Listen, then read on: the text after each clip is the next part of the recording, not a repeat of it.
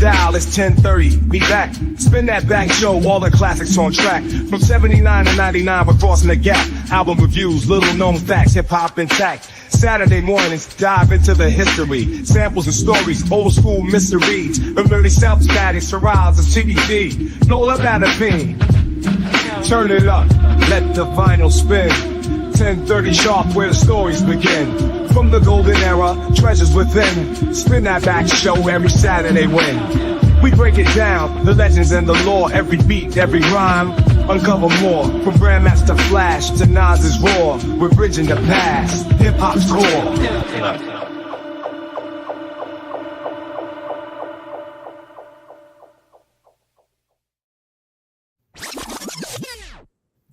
Okay. Check it out. It's 10:30 Saturday morning, so it must be a Spin That Back show. And today we're gonna be having a special show for y'all. Today we're gonna be talking about the infamous Geto Boys. So let me go ahead and get this banner up here. Where's my Geto Boys at? Hold on, let's see. Geto Boys, yes sir. And before we even start, let me just give a shout out to Bushwick Bill. Rest in peace. Rest in peace. Rest in peace to the man. He was an original member of the Geto Boys. Let me spin that back one time. Because if y'all don't know, the Geto Boys started off in like the mid 80s, around 86 or so. And actually started off with the first members was Raheem, Sir Jukebox, I think it was, and Sir Rap-A-Lot. Sire Jukebox. Well, Sire Jukebox, I think it is. Okay, well, I thought that was probably a typo. It might be a typo. And then Sir Rap-A-Lot, which was Lil J's or Jay Prince's brother. These was the original Geto Boys, and they had dropped a couple of songs, and of course they had DJ Ready Red also. Well, they added them a little later, I guess. Then they had Prince, Johnny C, and Lil Billy, and then you had a dancer named Bushwick Bill, who was part of the group also. He was really just like a dancer. That's how he started off in there. So the whole thing is, I guess Lil J, was like a big old hustler out there. He was called Lil J back in the day, Jay Prince, y'all. He was selling cars and doing all kinds of stuff. This dude was well off before he even started his record label and everything. So he started this record label called Rap-A-Lot Records. And he made this group called the Geto Boys, which had those members right there. And they started dropping some records and stuff.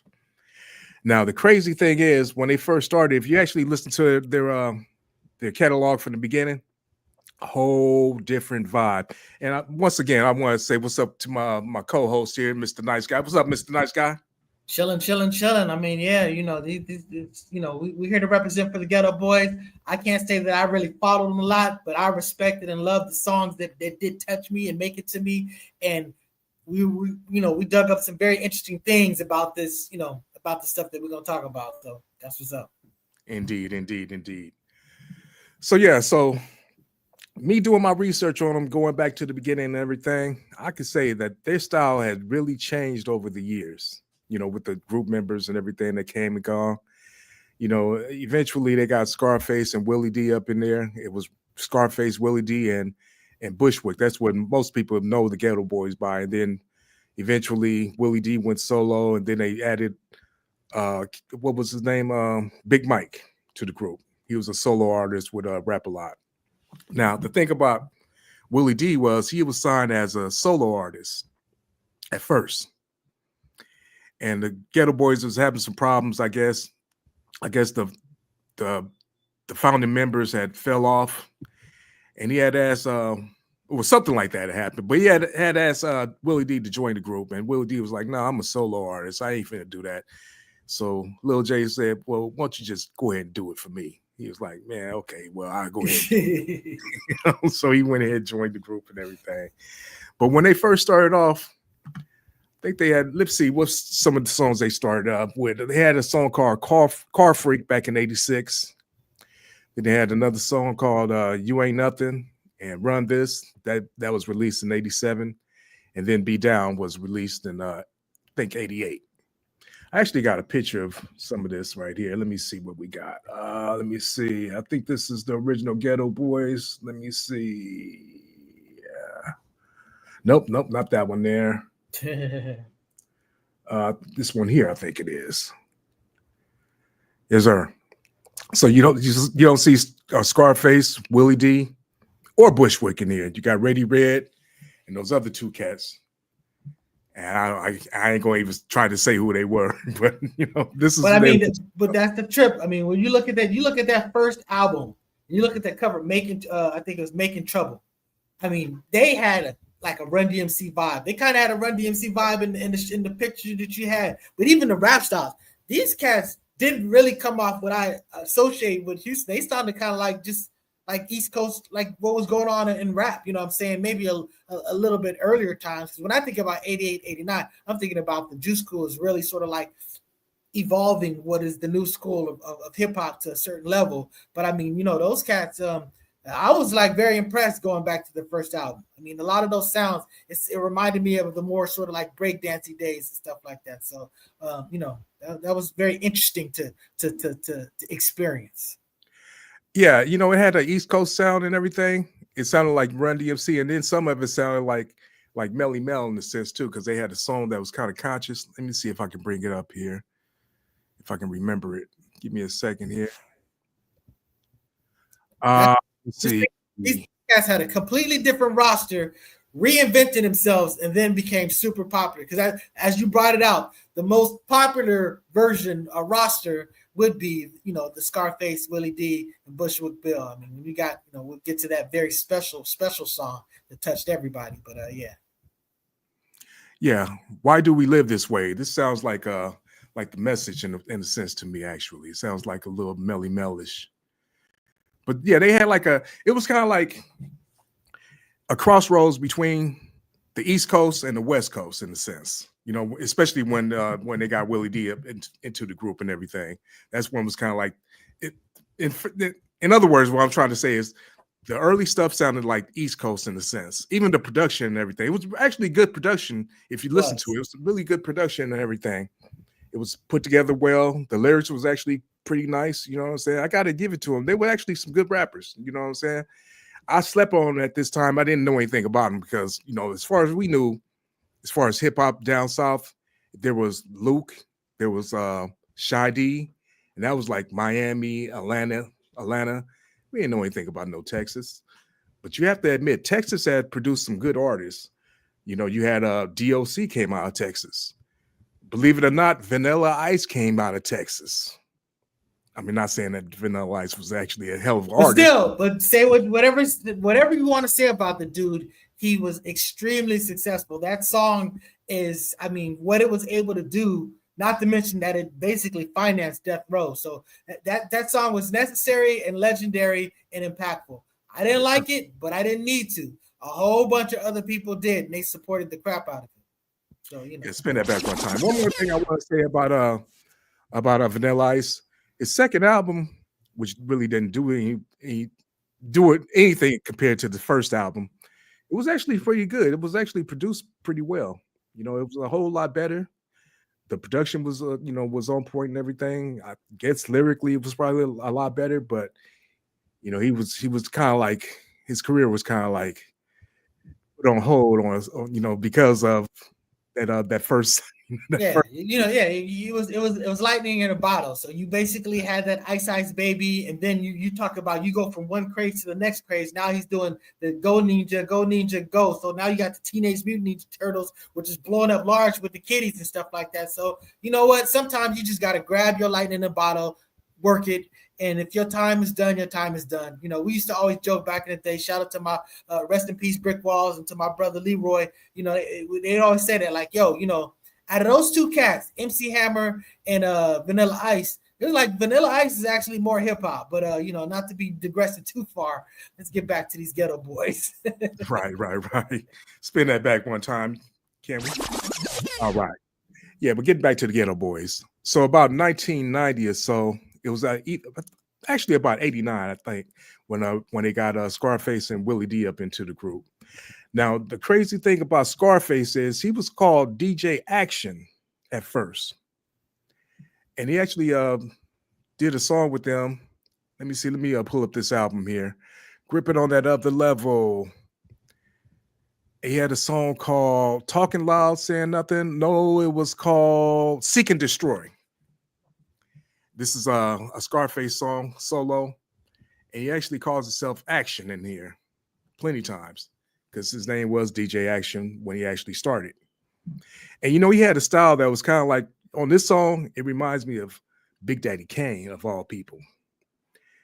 Scarface was a lyricist. You got to give it up to him. This man was really lyrical. And in my opinion, he was one of these cats that actually dumbed down his style to fit the genre because he started rapping a lot slower and everything. And he went back into like gangster type, mode in a sense. But in my opinion, he kind of dumbed down his style to fit what was going on with the group. So that's when they talk about Scarface is a guy that's often described as your favorite rapper's favorite rapper. Yep. You know what I'm saying? He is that dude. His discography is great. We talk about the Geto Boys. We got to talk about Scarface and individually, especially within the period that we cover. But I mean, he is that dude. You know what I'm saying? He's. And you talk about people sounding like Big Daddy Kane. You got to understand. There was a period that everybody was sounding like Big Daddy Kane. That's how influential Big Daddy Kane is. He really reset the template of sort of like a going off rapping MC. You know what I'm saying? People had to figure out other stuff beyond Big Daddy Kane. So, and another reason why a lot of people sound like Big Daddy Kane. Big Daddy Kane was writing a whole bunch of people's lyrics too. So, that's what's up. Yes, sir. Exactly. So one thing I can't say on their early work, they used a lot of samples from the movie Scarface. All I have in this world is my balls and my word, and all kinds of little stuff from there. They used a lot of, Scarface samples, samples from the Scarface movie. And that went on to when they got Scarface in there. That's probably where Scarface actually got his name from, actually, from them samples and everything. And you got to understand, us people from back in the day, we go through some names. So I'm saying it's just not, it's not a far out thing for you to start out as this guy, to start out as that guy, because I can definitely say I've gone through a whole bunch of names through the course of my whole hip hop experience. So I get it. It bees like that. Right. Yes, sir.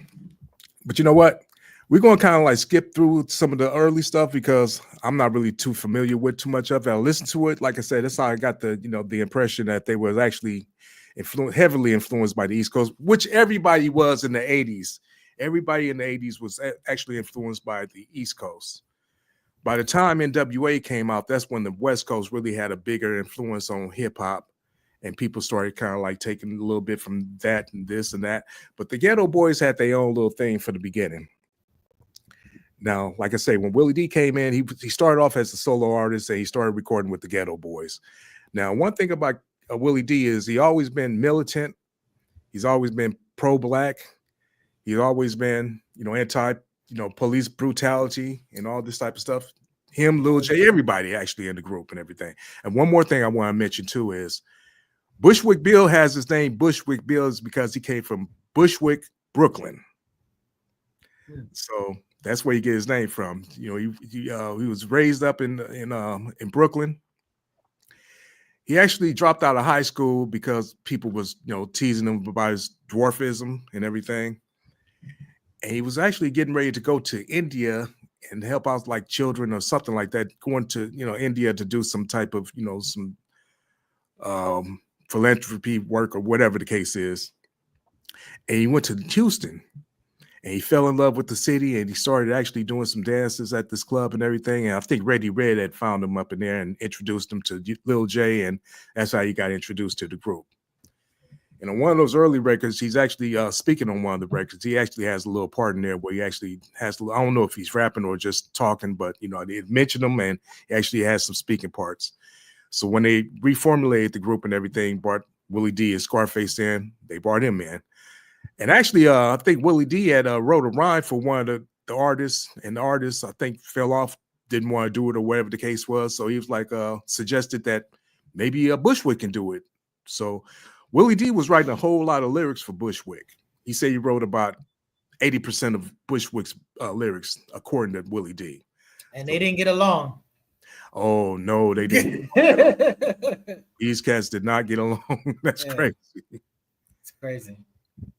Yeah, so let me see. I had some notes here I need to pull up here. Let me see what I got here.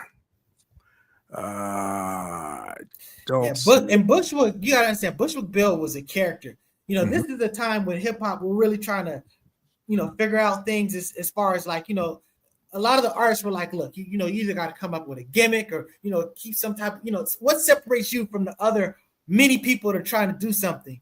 And, you know, that group, you know, with, you know, he was a dwarf, you know what I'm saying? But he was a very personable person. I mean, he wasn't like, let's say, screaming like Flavor Flav, but he was flavor like Flavor Flav. You know what I'm saying? He was doing the crazy interviews. You know what I'm saying? He was the one that did the I guess the picture with his patch off to show you the eye and stuff like that. So you know, there's just like so many sort of like comical stories that came out about Bushwick Bill. That Bushwick Bill was definitely a character that, you know, he's a real person, but I mean he just was also a character, and that contributed to the whole sort of like the whole, you know, the wholeness of what the Geto Boys became. So, you know, that was a big thing for them. Yeah, and Bushwick used to walk around with a Chucky doll all the time too. Like I said, In he was a fact, character. let me He see. I was a think I got character. a picture of this. Let me see if I can pull this one up real quick. Just to give you an example of, you know, what he was walking around, or giving, you know, showing what he was doing with his character and everything. Let me see. I got a picture up here somewhere. I think I got it here. Let me figure it out. Yeah, he used to always carry this Chucky doll around. But you know what? Bushwick was really into religion and everything. He was like a Bible scholar. He can quote the Bible back and forth. You know, that's one thing they had said about him too. He was really, you know, religious. So I don't know where the Chucky thing came from. That's kind of crazy. Might have But anyway, been, like I said, when I say gimmick, I don't mean to put anybody down, but I mean it's sort of like even with Wu-Tang. Wu-Tang came up with this whole almost like religion about the 36 chambers and all this other stuff, and it was a big sell as far as like, you know, an AR, because I mean these guys, they're not just a bunch of other guys. They're rocking all this sort of like Asian stuff, you know what I'm saying? You know, whatever it distinguishes you, and the stuff that he did, the antics. I mean, it's like I said, Flavor. You say what you want to say about Flavor Flav, but we all know that cat. We watched the train wreck of his reality TV shows. We can't look away whenever he's got the mic. ODB is the same type of character. You know what I'm saying? These guys that are just characters that really add some flavor to your group. So that's what he did. yes, sir. Yes, sir. So let me say this. So when it came with in '89, gripping on that other level, the first song on there is called "Do It Like a Geo," which is Willie D, basically. Willie D was a lyricist, but he had that southern accent. You know, like when he said that one line in "Mind Playing Tricks on Me," thought it was cane, but it was gold medal flour. Isn't that fool I'll be for $5,000? Thought it was cane, but it was gold made of flour. You know, just his cadence and everything it was all unique and everything. You know who's a genius at that? Eminem. He can take words and just make anything rhyme. You know, just the way that he enunciates it. But yeah, "Do It Like a Geo" was a great song. Then the next song was a song called "Gangster of Love." And that's a crazy song because I'm always trying to figure out where that damn sample it says call me, yeah, call me the gangster of love. I don't know where the hell that came from. I've tried to do some research. I can't find where that sample came from. And you know what, this is the 80s. What we was talking about, how they use a whole lot of Scarface samples. Man, you know how much it'll cost you to make these records nowadays? Yeah, that's the whole point. It's just you talking about. First of all, when you talk about sampling, you're just thinking about the music because you got all these royalties. But these cats are using all these clips from these movies, just like Wu-Tang, grabbing all that stuff from 36 Chambers, these movie quotes and stuff like that. I mean, you couldn't afford to do that stuff now.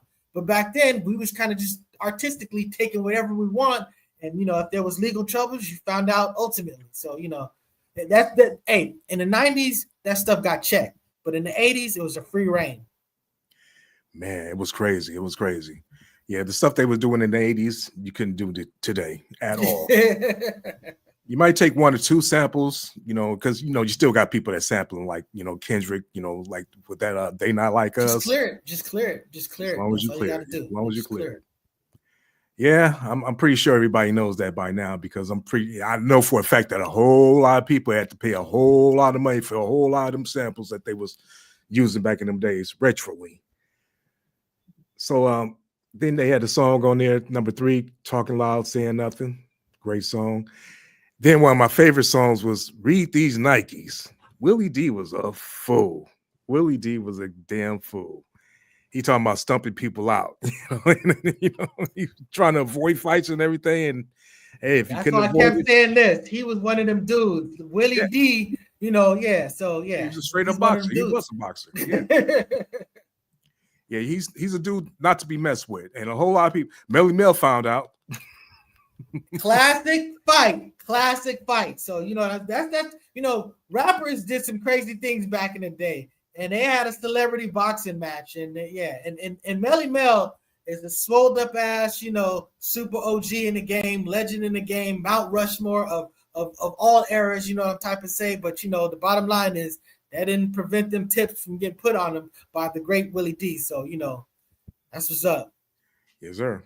And he's doing great things with his show and stuff like that. So, brothers be branching out. You know what I'm saying? He's not just limited to being a legendary rapper or something like that, part of a legendary group. That dude is got a show that's currently doing what his thing. And he was one of the big players in sort of squashing the beef between Lord Jamar and Vlad. Vlad. So that's what's up. Shout out to Willie D. Spin that back. Shout out to Willie D.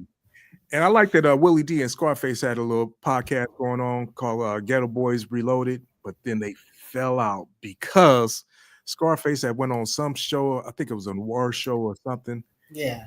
They had did Mind Playing Tricks on Me by itself. And Willie D was really offended by that, which he has the right to be, because he figured that, if you're going to do that song, you should at least have me, because Bushwick was already dead at this time.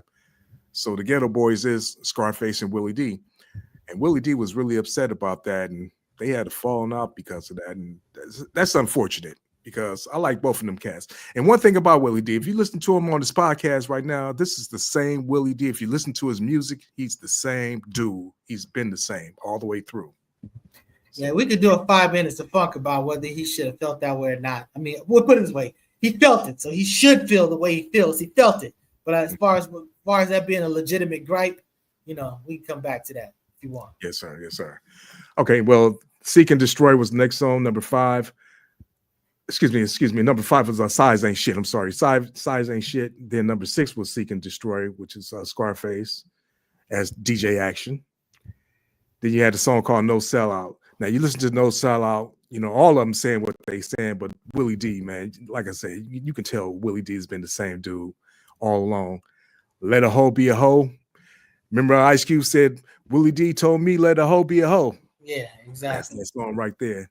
Then you got Scarface, which I think Scarface got his name from, and then Life in the Fast Lane, Trigger Happy Nigga, and then Mind of a Lunatic. This was a good album. I gotta say, it was a great album. It set them up for the next album, which was let me see, 1990. Let me see. So the next album is Geto Boys. 1990 is the Geto Boys. Yeah, this is like a greatest hits album, though. I think it does have a lot of that stuff on there. Yeah, it is sort of like I think We Can't Be Stopped was the actual next album. Okay, so We Can't Be Stopped. And this is the one that got Mind Playing Tricks on Me and everything on there. And that, in my opinion, is one of the greatest songs of all times. This was a great hip hop moment. Mind Playing Tricks on Me, because it was just there's a lot of dudes that are like great performers, especially when you talk about dudes that are like really great freestylers. There's so many different lanes that you can be great battle MCs, great stuff like that. But there's something to be said about a great song maker. You know what I'm saying? These cats made a great song. It's a song that touched a lot of people. I mean, you can literally go over all these lyrics. There's so many points in this song where I'm thinking about, last year Halloween fell on the weekend. You know what I'm saying? And I remember my homeboy used to always like joke about, dropping them Fifth Ward beams on him. There's just a bunch of great quotes from this song. You know what I'm saying? To this day, I always talking about, crippling crazy, senior citizens and stuff like that. And I guess Willie D probably wrote 2 of the verses of this song. This is a great song. This really reminds me of Yo MTV Raps and Rap City. This was just something that touched a whole bunch of people. I mean, it's just a great song. Yes, it is. And actually, I think it was a Scarface song, a solo song for him, but I guess he let them on there and everything. Because he had heard, I think, Brady Red playing the Hung Up on My Baby, which is Isaac Hayes, which is where they got that sample from. So, and then he was like, go ahead and flip that into a beat. And he actually wrote to it and everything. But actually, before I even go there, though, let me say this. What do you think about this album cover? I know it's a bad picture there. That's the one. They just basically, he's like, let me just take off my eye thing and expose this, and boom, that's the album cover. I mean, trust me, you need to go Google up there's a whole circus of events that played up right to that moment. And then that picture gets taken, and then they just was like, that's going to be the album cover. You know what I'm saying? So you go check it out. In fact, let's go ahead and spin that back one time. Let's talk about that. So what was the story behind that? I know the thing about that is Bushwick had told the story a few times, but he didn't told like different versions of the story. So the first version I heard was he was arguing with his girlfriend or something, and he told her that he wanted to die or something. I don't know, something happened, but she's supposed to have actually shot him. And then he had told the story about his mother had shot him. I don't know which one was real. Which one did you hear about? I hold on, let me pull it up. Because I definitely heard. I don't remember the particulars of it. I just remember a whole bunch of craziness went on, and literally that. I mean, it was like a Pulp Fiction type situation that led up to it, and then the next thing you know, he just takes it off. They just take this picture, whatever, and then cats decide to go for it. But yeah, let me try to look. It says the album cover is a graphic picture of a member of Bushwick Bill in the hospital. Bill was shot in the eye as he and his girlfriend tussled over a gun. Bushwick Bill wanted her to kill him during the altercation. He was shot as both hands were on the gun. The other 2 Geto Boy members in the group's management team took Bill out of the hospital room in order to take the picture, removing the eye patch and an intravenous drip in the process. So, and they said Bill later expressed regret over the album cover, saying, it still hurts me to look at that cover because that was a personal thing I went through. I still feel the pain from the fact that I got a bullet in my brain.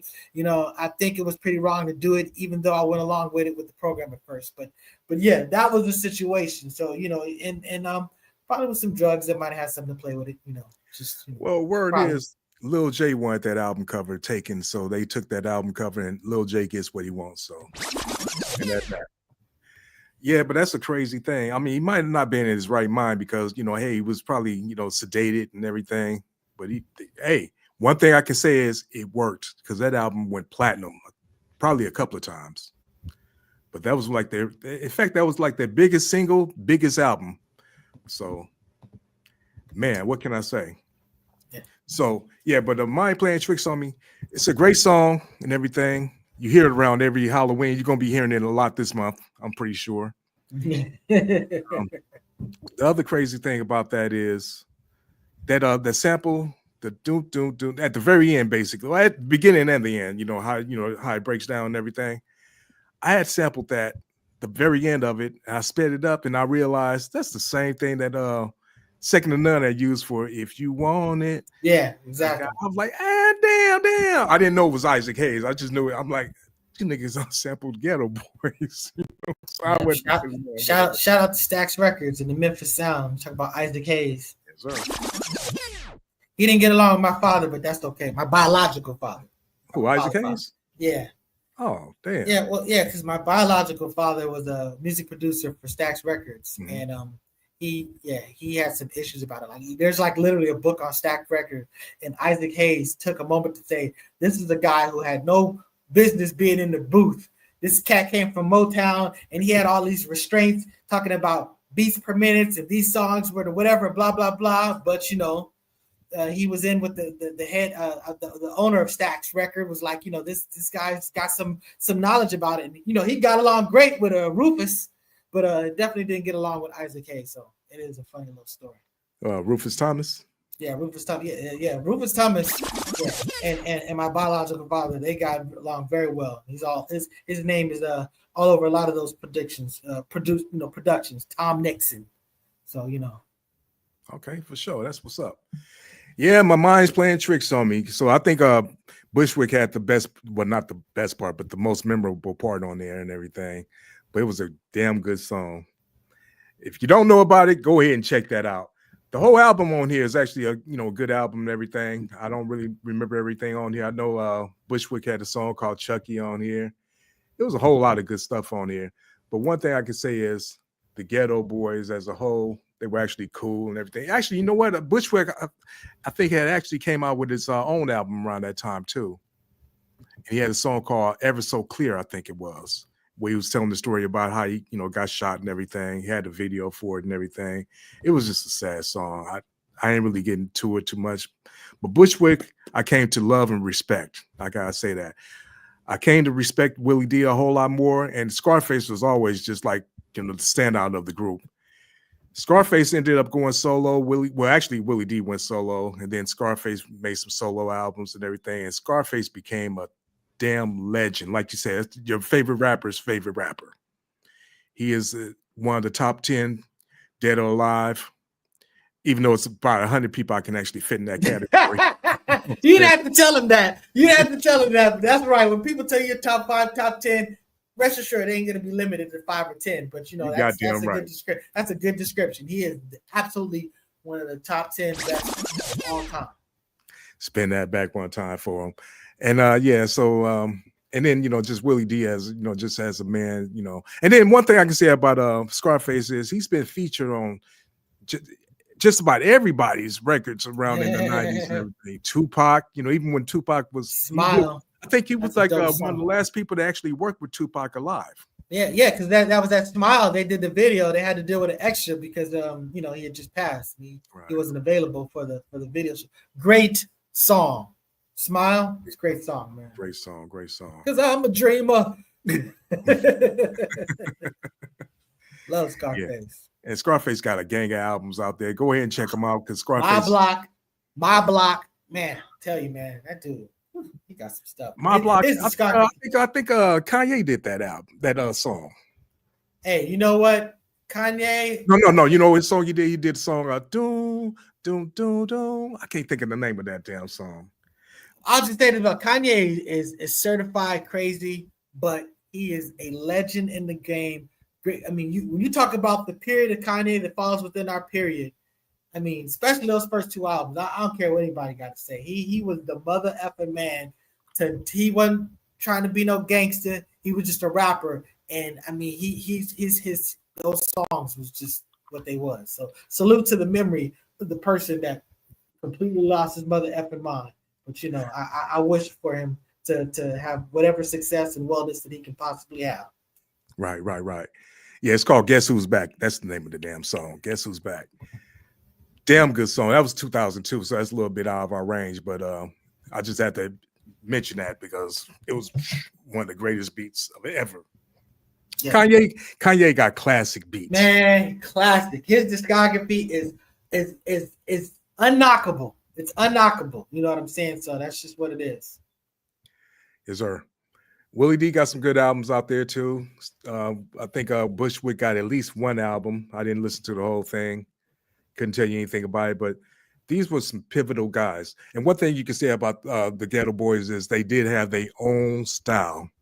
They did their own thing. Because some people tried to compare them to NWA, and they're like, no, we are the Geto Boys, And I gotta give it up to them. They niched their own little, they carved their own little niche and everything. And they'll go down hip hop history as one of the greatest, groups, especially coming from the South. Exactly, but one of the greatest groups, periods, in hip hop and rap, all of that stuff. You know what I'm saying? So I always want to distinguish hip hop and rap. It's not a knock on you to say that you're not hip hop. Rap is like singing. There's all type of singing. You got country, you got R&B, you got jazz. You know what I'm saying? So rap is rap, Hip hop is a very specific, avenue under that rap umbrella. But it's okay to be rap and not be hip hop. You know what I'm saying? It's just, as long as it's good, it's good. I wish we had Mr. Walk or maybe Mr. Floyd X on here Oh to man, probably if we speak a had little bit Walk, more on him. if we had Walk, he'd be telling you about the alleged time. I believe he said that Vanilla Ice and Willie D got into a rap battle, but I can't speak on it because he's not here, so I don't know. So but shout out to Brother Walk. That too. I think I heard that. Oh, too. he mentioned on this show previously. So again, shout out to Brother Walk. Like I say, they all from Texas, so there's no, not a big stretch for that to happen. So it is what it is. But I think y'all guys need to, if you're not hip to the Geto Boys, go ahead and check them out. You can go listen to their early stuff. You can see the evolution and everything. And like I said, even when they first started, they were actually an elite group. I gotta give it up to them now, because even though they had like an old school style, but yeah, I think this is back in the old school days, and they were actually on par with any other group out there. You know what I'm saying? Lyrically, production wise, and everything, they always had a good polished sound. And Lil J is not to be played with. Well, Lil J, J Prince, because he used to go by Lil J back in the day. So forgive me for calling him Lil J. In fact, when I heard him calling him J Prince, I'm like, is that Lil J? Is that the same dude?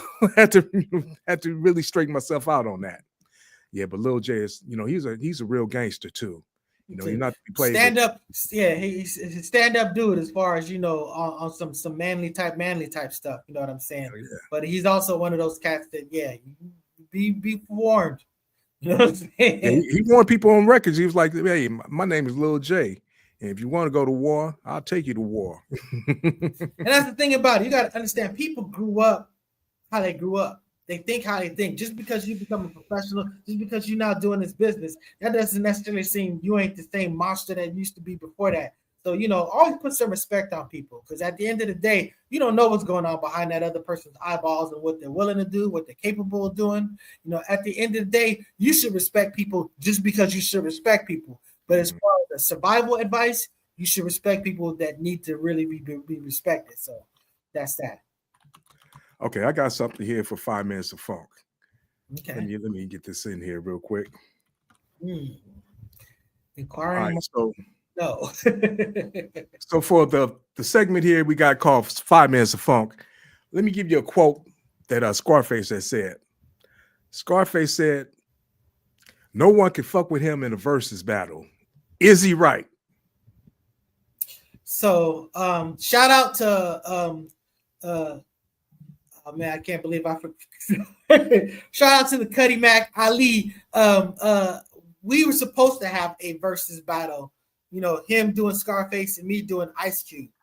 And he even limited to like the earlier area, because without a doubt, I would say that Scarface's discography after a certain point is kind of better than Cube's discography after a certain point. But there's no question that before a certain point, Ice Cube's discography is better than Scarface. Again, these are great cats. You know what I'm saying? It would be a great versus, sort of like Snoop and DMX. It wasn't so much about them twos going at each other. It's basically, there was like two legends just playing songs. You know what I'm saying? Yeah, whereas KRS-One and Big Daddy Kane, that was two legends going at each other, and that was fantastic.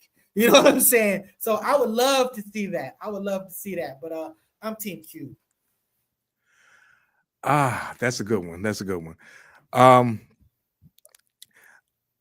Yeah, Cube would probably be the only person I'll probably put him up against.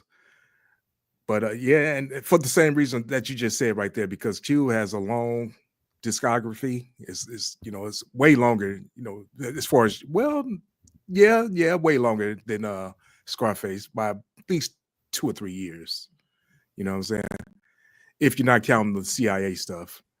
And then you got to think about it. And it's not only was it part of NWA, which is a legendary group. Mm-hmm. It's part of West Side Connection, which is a legendary group with a legendary discography in its own. So you're talking about all of that stuff.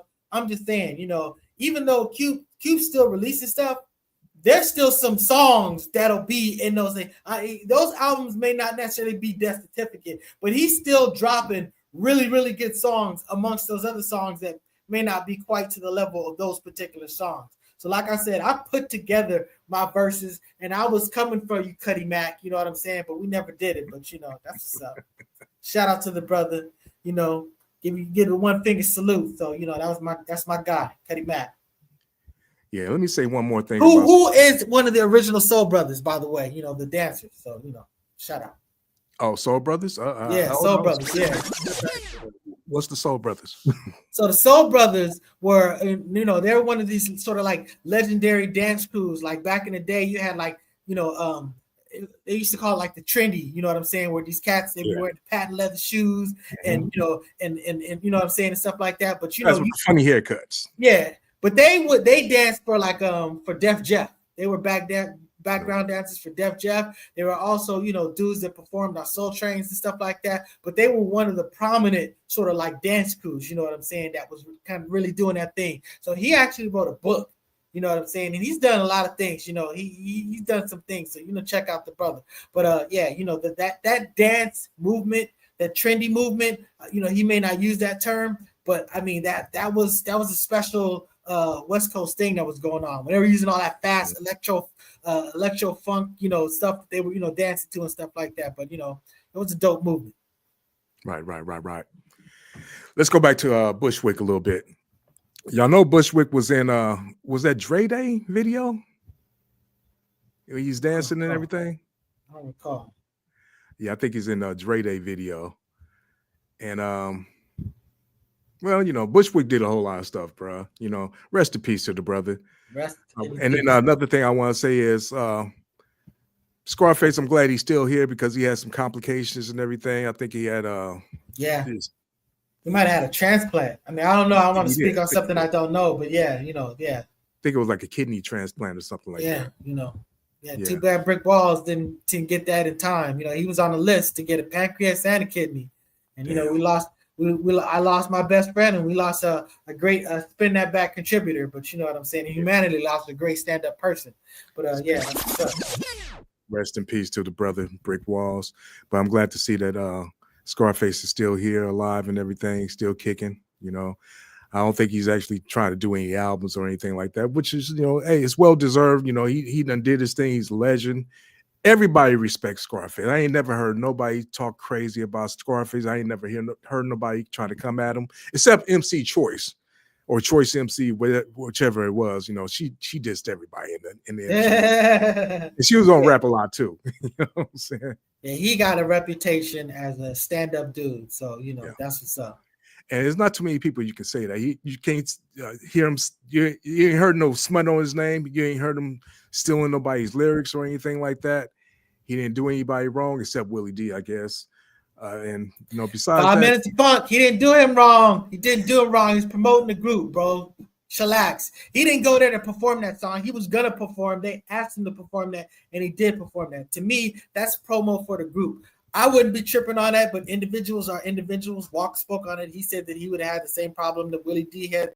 So again, if that's the way that you feel about it, I respect that. That's how you feel about it. But at the end of the day, that's giving a big up to the group. Yeah, I agree with that too. I'd say the same thing. I mean, and then sometimes I feel like this. Some situations don't have to be brought to the public. You could just work that out, or just had that little, spat between you two, and you could have kept it between you two. But I don't think it was that damn serious because it is promoting the group. Like you said, all promotion is always good. And I'm glad they had a face-to-face on the stream to discuss it. So, like men. So I respect the hell out of, people working out, differences and just stepping up. Because, if it was up to me, we'd all truce. Like everybody, not just the rappers, everybody. You know what I'm saying? At some point, it'd be great if we could all, as Rodney King said, just get along. Yes, sir. Let me throw a couple of more pictures up here. Willie D, Bushwick Bill, Scarface. My brother had met Bushwick Bill about 6 months before he died out here around the corner at one of these smoke shops and everything. A lot of these young cats didn't even know where he was, but he came up to him like, "Hey, what's up, Bushwick Bill? This is a legend right here." And some dude in there was like, "Oh, he all on your nuts." He was like, "No, he ain't on my nuts, man. He's just paying homage." That's Bushwick was a good dude, man. He was a real good dude. Rest in peace to that brother once again. Let me throw another picture up here. I think we already went through that one right there. That's the Ready first. Red. That's the first. On that other level. Ready Red on there. The Geto Boys. They greatest hits album. And that was Bushwick again. Okay. So yeah.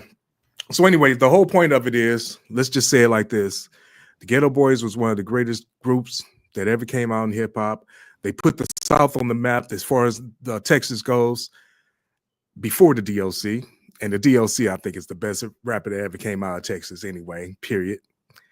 But they did their thing. And then, they opened the gates for people like UGK and other people down south, Outkast, and anybody else that came down. Best, no, I'm just kidding. What was that? Yeah, I said the actually best thing that came out of not just saying. Shout out to UGK. Bun B and Pimp C. Yes, sir. So with that being said, I think that's about it for this week. So we like to tell y'all this, though. Listen, we try to do this for y'all when we can. We try to do it almost every weekend. So sometimes we have, the week off, and we might do some, what is it called? Objective deconstruction, or we might do mutant politics. But yeah, But we'd like to say thank y'all for joining us. Hey, go look at some other shows on the replay right there on YouTube. Check us out. We will be back here. Wake up early, probably get next ready for the Saturday. wave. Hold on. Probably Friday after that. Hold on, let's get this back. All right, so we're going to have to be up out of here this time. And like I say, tune into us mostly every Saturday morning after the Focus Up Show. The Focus Up Show is 9 a.m. Pacific time. And then 10:30 a.m. Pacific time on the Saturday morning. We're going to get the Spin That Back Show where we talk about hip-hop 79 to 99. Try to keep it in perspective. And we appreciate y'all being here. And with that being said, tune in next time. Peace.